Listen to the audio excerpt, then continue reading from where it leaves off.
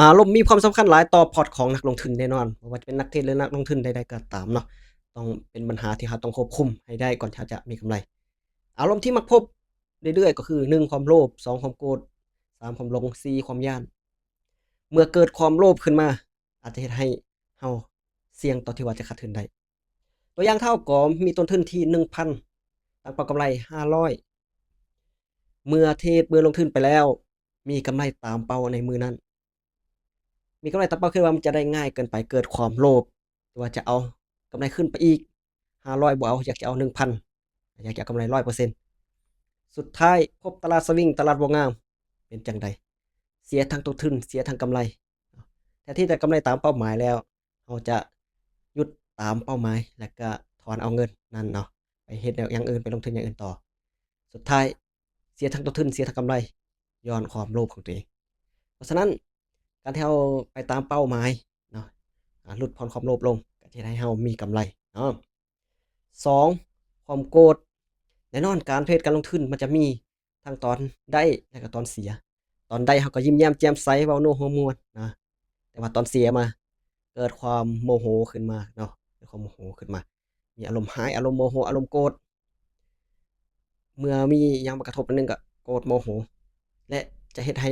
เราบ่ไปตามแผนนะตอนเสียนั่นแหละเนาะตอนเสียนั่นแหละ สมมุติว่าเราออกจากออร์เดอร์1 2ออร์เดอร์นี่บ่วินจังได๋ก็บ่วินเนาะตอนตลาดบ่งามเกิดความโมโหเป็นจังได๋มันคือบ่วินตลาดนี้จังได๋โกงบ่จังได๋เกิดความโมโหไอ้ฟาดไปเลย all in สุดท้ายเฮ็ดให้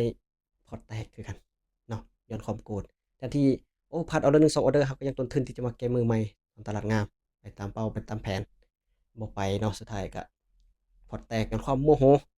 นะอันนี้เป็นจุดสำคัญความหลง อันนี้ความหลงก็เป็นจุดสำคัญเลยหลงในตัวเองคิดว่ามันง่ายเกินไปเนาะคิดว่าเทคนิคของเรานี่ใช้ได้ดีที่สุดคิดว่าเราเก่งที่สุดนี่บางครั้งก็เฮ็ดให้พลาดคือกันเนาะเพราะว่าการเทรดการลงทุนนี่มันบ่มีคำว่าง่ายเกินไปแน่นอนเนาะบ่มีคำว่าเทคนิคนี้ใช้ได้100%แน่นอนมันจะต้องมีความเสี่ยง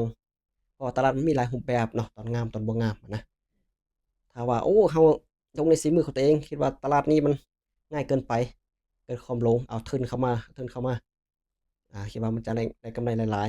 ๆแต่สุดท้ายไปพบตอนตลาดบ่งามลงในเทคนิคตัวเองว่าสุดยอดใช้ได้ผล100%แต่ว่าเป็นจั่งใดสุดท้ายก็พอร์ตแตกจั่งใดก็ตามเนาะความย้านความย้านก็เป็นส่วนหนึ่งคือกันเนาะความย้านก็เป็นส่วนหนึ่งเมื่อเราย้านที่จะเสียก็บ่กล้าที่จะลงทุนเนาะย้านที่บ่กล้าที่จะออกออร์เดอร์ก็พลาดโอกาสใหม่ที่ว่างามใหม่ที่ว่าเข้า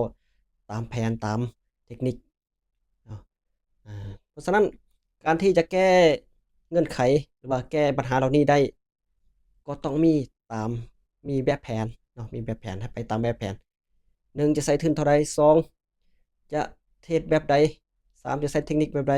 อ้าว4ตั้งเป้าหมาย